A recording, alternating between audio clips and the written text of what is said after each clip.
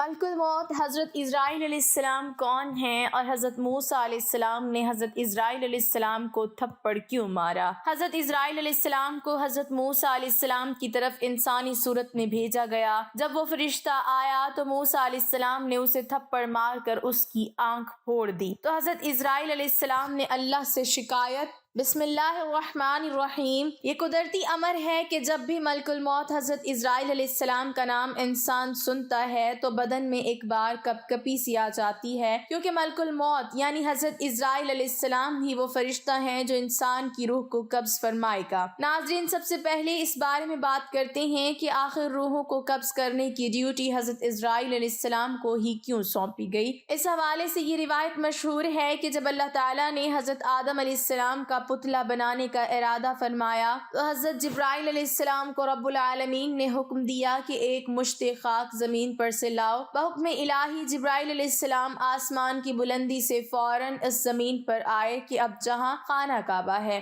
چاہا کہ ایک مشت خاک لیں۔ اس وقت زمین نے ان کو قسم دی کہ اے جبرائیل، خدا کے لیے مجھ سے خاک مت لے کہ اس سے خلیفہ پیدا ہوگا اور اس کی اولاد بہت عاصی اور گنہگار اور عذاب کے مستحق ہوگی۔ میں مسکین خاک پا ہوں، عذاب خدا کی طاقت و تحمل نہیں رکھتی ہوں۔ اس بات کو سن کر حضرت جبرائیل علیہ السلام مٹی لیے بغیر واپس آ گئے۔ غرض اسی طرح سے جبرائیل علیہ السلام لوٹ گئے اور میکائیل اور اسرافیل علیہ السلام سے بھی یہ کام انجام نہ پہنچا۔ تب اسرائیل علیہ السلام کو بھیجا، ان کو بھی زمین نے منع کیا، انہوں نے نہ مانا اور کہا اے مٹی، تو جس کی قسم دیتی ہے میں اس کے حکم سے آیا ہوں، میں اس کی نافرمانی نہیں کروں گا، تجھ کو لے کر ہی جاؤں گا۔ پس اسرائیل علیہ السلام نے ہاتھ نکال کر ایک مٹھی بھر خاک اسی زمین سے لے لی اور لے کر عالم بالا پر چلے گئے اور عرض کی کہ اے اللہ، تو دانا و بینا ہے، میں نے یہ حاصل کیا ہے۔ تب اللہ تعالیٰ نے فرمایا اے اسرائیل علیہ السلام، میں اس مٹی سے زمین پر ایک خلیفہ پیدا کروں گا اور اس کی جان قبض کرنے کے لیے تجھی کو مقرر کروں گا۔ تب اسرائیل علیہ السلام نے معذرت کی کہ یا رب، تیرے بندے مجھے دشمن جانیں گے اور گالیاں دیں گے۔ اللہ تعالیٰ نے فرمایا اے اسرائیل، تو غم مت کر، میں خالق کی مخلوقات ہوں، ہر ایک کی موت کا سبب بھی میں پیدا کروں گا اور ہر شخص اپنے اپنے مرض میں گرفتار ہو کر مرے گا، تو تب تجھے دشمن کوئی نہیں سمجھے گا۔ کسی کو درد میں مبتلا کروں گا اور کسی کو پانی میں غرق کروں گا۔ ناظرین، اسی حوالے سے حضرت ابو ہریرہ رضی اللہ تعالیٰ عنہ کی روایت بھی ہے کہ جب اللہ تعالیٰ نے حضرت آدم علیہ السلام کو پیدا فرمانے کا ارادہ کیا تو حضرت جبرائیل علیہ السلام کو زمین سے کچھ مٹی لانے کو کہا گیا۔ جب حضرت جبرائیل علیہ السلام مٹی لینے گئے تو زمین نے جبرائیل علیہ السلام سے کہا میں تجھے اس ذات کی قسم دیتی ہوں جس نے تجھے میرے پاس بھیجا ہے، تم یہ مٹی لے کر نہ جاؤ۔ اس مٹی سے جو انسان بنے گا وہ فساد پھیلائے گا اور خون بہائے گا اور اس کو آگ میں جلنا پڑے گا۔ یہ سن کر جبرائیل علیہ السلام اللہ کی بارگاہ میں پہنچے تو اللہ نے سوال کیا کہ مٹی کیوں نہیں لائے؟ حضرت جبرائیل علیہ السلام نے جواب دیا کہ اے اللہ، جب اس نے آپ کی عظمت کا واسطہ ڈالا تو میں نے اسے چھوڑ دیا۔ تو اللہ تعالیٰ نے حضرت اسرافیل علیہ السلام کو بھیجا اور اس کے ساتھ بھی یہی معاملہ ہوا۔ پھر میکائیل علیہ السلام کو بھیجا، ان کے ساتھ بھی یہی معاملہ ہوا، حتیٰ کہ ملک الموت اسرائیل علیہ السلام کو بھیجا گیا تو زمین نے جب اسرائیل علیہ السلام کو یہی جواب دیا تو اسرائیل علیہ السلام نے فرمایا اے زمین، جس ذات نے مجھے تمہارے پاس بھیجا ہے وہ تجھ سے زیادہ اطاعت و فرما برداری کے لائق ہے، تو میں اس کے حکم کے سامنے تیری بات کیسے مان سکتا ہوں؟ چنانچہ آپ علیہ السلام نے زمین کی مختلف جگہوں سے کچھ مٹی لی اور اللہ کی بارگاہ میں حاضر ہو گئے تو اللہ نے فرمایا کیونکہ تم اس مٹی کو لے کر آئے ہو، اب تم ہی ان کی روح کو قبض کیا کرو گے۔ تو آپ علیہ السلام نے کہا لوگ مجھ سے نفرت کرنے لگیں گے تو اللہ نے وعدہ فرمایا کہ کوئی تمہارا نام نہیں لے گا اور نہ ہی کوئی برا بھلا کہے گا۔ ناظرین، چلیے اب آپ کو حضرت اسرائیل علیہ السلام کی شکل و صورت کے بارے میں بتاتے ہیں۔ ایک حدیث کے مطابق حضرت ابراہیم علیہ السلام اپنے گھر میں تشریف فرما تھے کہ اچانک گھر میں ایک خوبصورت نوجوان شخص داخل ہوا۔ آپ علیہ السلام نے پوچھا اے اللہ کے بندے، تجھے اس گھر میں کس نے داخل ہونے دیا؟ اس نے کہا کہ گھر والے نے۔ آپ علیہ السلام نے فرمایا بے شک صاحب خانہ کو اس کا اختیار ہے، یہ تو بتاؤ تم کون ہو؟ اس نے کہا کہ میں ملک الموت ہوں۔ آپ علیہ السلام نے فرمایا مجھے تمہاری چند نشانیاں بتائی گئی ہیں، مگر تم میں ان میں سے کوئی نشانی بھی نظر نہیں آ رہی۔ تو ملک الموت نے پیٹھ پھیر لی اور آپ علیہ السلام نے دیکھا ان کے جسم پر آنکھیں ہی آنکھیں نظر آنے لگیں اور جسم کا ہر بال نوکدار تیر کی طرح کھڑا تھا۔ حضرت ابراہیم علیہ السلام نے فوراً تعوذ پڑھا اور کہا کہ آپ اپنی پہلی شکل پر تشریف لائیں جو اس کی ملاقات کو بہتر جانتا ہے۔ ناظرین، ایک دوسری روایت میں ہے کہ جب اس نے پیٹھ پھیری تو وہ شکل نظر آئی جس میں وہ برے لوگوں کی روح کو قبض کرتے ہیں۔ ابن مسعود اور ابن عباس رضی اللہ تعالیٰ عنہم کی روایت میں یوں ہے کہ حضرت ابراہیم علیہ السلام نے معلوم کیا اے ملک الموت آپ مجھے وہ شکل دکھائیں جو کفار میں نظر آتے ہیں، تو اس نے کہا کہ یہ آپ کی طاقت سے باہر ہے۔ ملک الموت نے وہ صورت دکھانا شروع کی اور فرمایا آپ اپنا منہ موڑ لیجئے۔ اب جب دیکھا تو سیاہ شخص کے سر میں آگ کے شعلے نکل رہے ہیں، اس کے جسم سے بال کی بجائے تیر اور منہ سے آگ نکل رہی ہے۔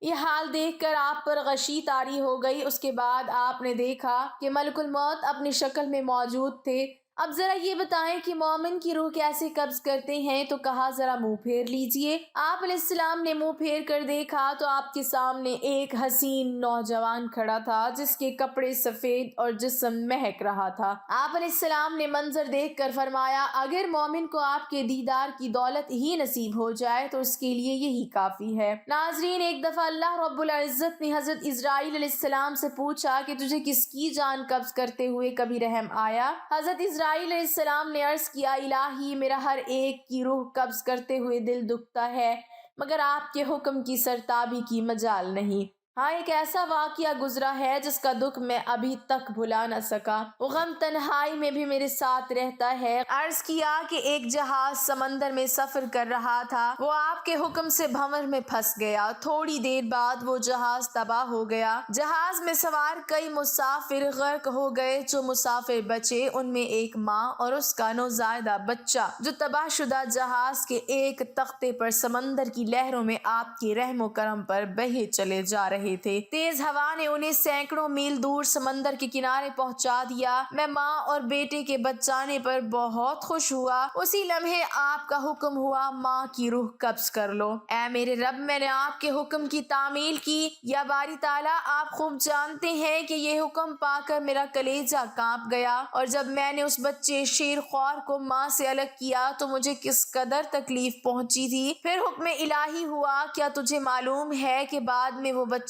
کہاں اور کس طرح پرورش پاتا رہا؟ اسرائیل علیہ السلام نے عرض کیا کہ اے میرے مالک، آپ ہی بہتر جانتے ہیں۔ اللہ رب العزت نے ارشاد فرمایا ہم نے موج سمندر کو حکم دیا کہ اس لاوارث بچے کو اٹھا کر ساحل پہ ڈال دے۔ ساحل کے قریب ایک سرسبز و شاداب جزیرہ تھا۔ ہم نے پھولوں کو حکم دیا کہ بچے کے نیچے سیج بچھا دے۔ سورج سے کہا اپنی تیز شعاؤں سے بچے کو محفوظ رکھنا۔ بادل کو کہا بچے سے ذرا فاصلے پر برسے۔ درختوں کی شاخیں خود بخود جھک کر پھل اور ان کا رس ان کے منہ میں ڈال دیتی تھی۔ جزیرے میں ایک شیرنی کی ہم نے ذمہ داری لگا دی اور وہ روزانہ اسے دودھ پلاتی۔ شیرنی کے خوف سے بچے کے پاس کوئی جانور نہیں آ سکتا تھا۔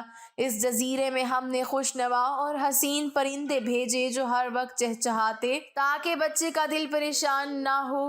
ہوا کو حکم دیا کہ اس بچے پر آہستہ آہستہ سے گزرے تاکہ اس کو کوئی تکلیف نہ پہنچے۔ اے اسرائیل علیہ السلام، وہ تنہا اور بظاہر بے یار و مددگار بچہ پرورش پا کر خوب صحت مند اور بہادر ہو گیا۔ ہم نے اس کے پاؤں میں کبھی کانٹا بھی نہ چبھنے دیا۔ دنیا کی تمام نعمتیں اسے عطا کیں۔ ایک بادشاہ شکار کھیلتے ہوئے ادھر آ نکلا۔ وہ خوبصورت اور صحت مند بچے کو دیکھ کر بہت خوش ہوا، اسے اٹھا کر اپنے محل لے گیا۔ ان کے ہاں اولاد نہ تھی، انہوں نے اسے اپنا بیٹا بنا لیا۔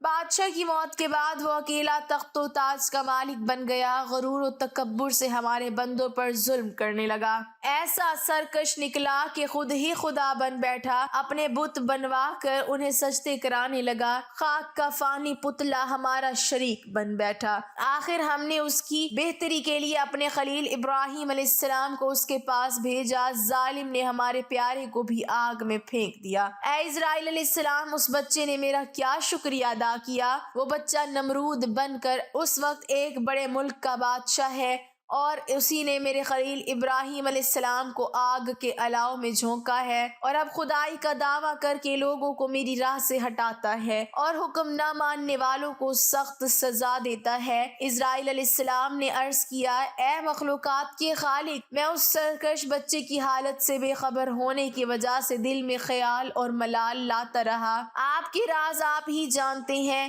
ناظرین، حدیث پاک میں حضرت اسرائیل علیہ السلام کا ایک واقعہ ملتا ہے جو کہ حضرت موسیٰ علیہ السلام کا ملک الموت کو تھپڑ مارنے کے حوالے سے ہے۔ اس حوالے سے حضرت ابو ہریرہ رضی اللہ تعالی عنہ فرماتے ہیں کہ موت کے فرشتے کو حضرت موسیٰ علیہ السلام کی طرف انسانی صورت میں بھیجا گیا۔ جب وہ فرشتہ آیا تو موسیٰ علیہ السلام نے اسے تھپڑ مار کر اس کی آنکھ پھوڑ دی۔ وہ اپنے رب تعالیٰ کے پاس واپس گیا اور عرض کیا، اے اللہ، تو نے مجھے ایسے بندے کی طرف بھیجا جو مرنا نہیں چاہتا۔ اللہ تعالیٰ نے اس کی آنکھ درست فرما دی اور فرمایا، ان کے پاس دوبارہ جا اور انہیں کہہ کہ اپنا ہاتھ کسی بیل کی پشت پر رکھے، انہیں ہر بال کے عوض جو ان کے ہاتھ کے نیچے آئے گا 1 سال زندگی ملے گی۔ اس ساری کاروائی کے بعد موسیٰ علیہ السلام نے کہا، اے میرے رب، پھر کیا ہوگا؟ فرمایا، پھر موت۔ انہوں نے کہا، پھر ابھی ٹھیک ہے، لیکن انہوں نے اللہ تعالیٰ سے یہ دعا کی کہ مجھے ایک پتھر پھینکنے کے فاصلے تک مقدس سرزمین کے قریب کر دیا جائے۔ رسول اللہ صلی اللہ علیہ وسلم نے فرمایا، اگر میں وہاں ہوتا تو تمہیں راستے کی ایک جانب سرخ رنگ کے ٹیلے کے نیچے ان کی قبر دکھاتا۔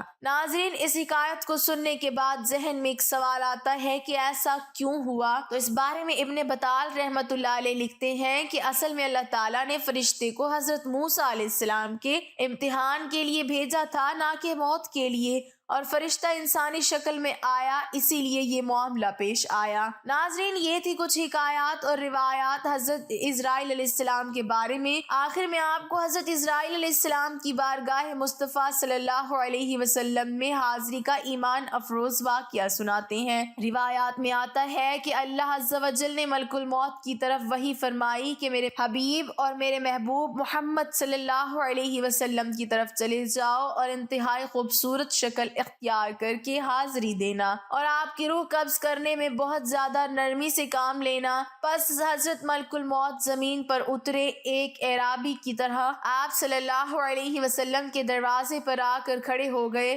پھر عرض کرنے لگے، السلام علیکم، اے نبوت کے گھر والو، کیا مجھے اندر آنے کی اجازت ہے؟ حضرت عائشہ رضی اللہ تعالی عنہا حضرت فاطمہ رضی اللہ تعالی عنہا سے کہا، آدمی کو جواب دو۔ تو حضرت فاطمہ رضی اللہ تعالی عنہا نے کہا، اے اللہ کے بندے، اللہ تجھے ہر قدم پر اجر عطا فرمائے۔ رسول اللہ صلی اللہ علیہ وسلم کو اپنی جان کا خیال ہے۔ اس نے دوبارہ صدا دی تو حضرت عائشہ رضی اللہ تعالی عنہا نے حضرت فاطمہ سے کہا، اس آدمی کو جواب دو۔ حضرت فاطمہ رضی اللہ تعالی عنہا نے کہا، اے اللہ کے بندے، اللہ تجھے ہر قدم پر اجر عطا فرمائے۔ رسول اللہ صلی اللہ علیہ وسلم اپنے نفس میں مشغول ہیں۔ تھوڑی دیر گزرنے کے بعد اس نے پھر صدا دی، کیا میں داخل ہو سکتا ہوں؟ مجھے ضرور داخل ہونا ہے۔ تو رسول اللہ صلی اللہ علیہ وسلم نے حضرت اسرائیل علیہ السلام کی آواز سن لی۔ فرمایا، اے فاطمہ، دروازے پر کون ہے؟ انہوں نے عرض کی، اے اللہ کے رسول، ایک آدمی دروازے پر اندر آنے کی اجازت مانگ رہا ہے۔ ہم نے اسے 2 مرتبہ جواب دیا تو اس نے تیسری بار صدا دی، جس سے میری جان کانپنے لگی۔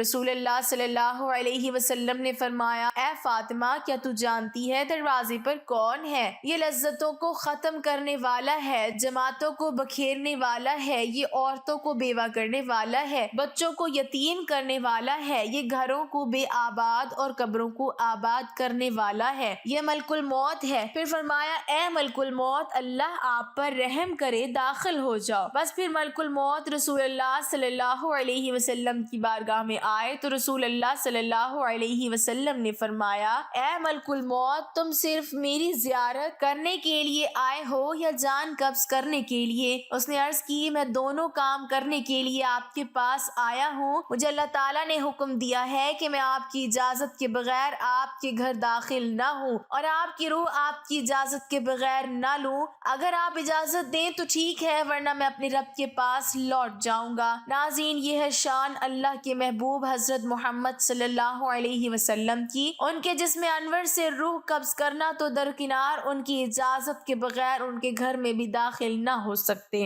حضرت اسرائیل علیہ السلام نے عرض کی، یا رسول اللہ صلی اللہ علیہ وسلم، میں بڑے بڑے بادشاہوں کی روح کھینچتا ہوں لیکن کسی سے بھی نہیں پوچھتا، کسی سے اجازت نہیں لیتا، لیکن اللہ رب العزت نے حکم دیا ہے کہ میرے محبوب کے گھر جانے کی بھی اجازت لینی ہے اور روح قبض کرنے کی بھی اجازت لینی ہے۔ اگر وہ اجازت فرما دیں تو اندر جانا، اگر اجازت دیں تو روح قبض کرنا، ورنہ لوٹ کر واپس میری بارگاہ میں آ جانا۔ ناظرین، یہ ہے مقام محبوبیت، لیکن آج کے گمراہ قسم کے لوگ اس مقام کو سمجھتے ہی نہیں اور اپنی مثل قرار دیتے ہیں۔ یہ تو وہ مقام ہے کہ جہاں ملک الموت دست بستہ عذر مانگ رہا ہے کہ میرے رب نے حکم فرمایا ہے کہ اگر میرے محبوب صلی اللہ علیہ وسلم روح قبض کرنے کا عذر عطا فرما دیں تو ٹھیک ہے، ورنہ گستاخی نہ کرنا اور فوراً لوٹ کے میری بارگاہ میں حاضر ہو جانا۔ حدیث ہے کہ خالق کائنات نے حضور نبی اکرم صلی اللہ علیہ وسلم کو باقاعدہ اختیار دیا تھا کہ اے محبوب، اگر ہمیشہ کی زندگی چاہو تو ہمیشہ زمین کے اوپر چلتے پھرتے رہو، اور چاہو تو میرے پاس آ جاؤ۔ یہ آپ صلی اللہ علیہ وسلم کی چاہت تھی کہ آپ نے فرمایا، یا اللہ عز و جل، میں نے صحابہ کو سب کچھ بتا دیا ہے، اب میں رفیق اعلیٰ کو پسند کرتا ہوں۔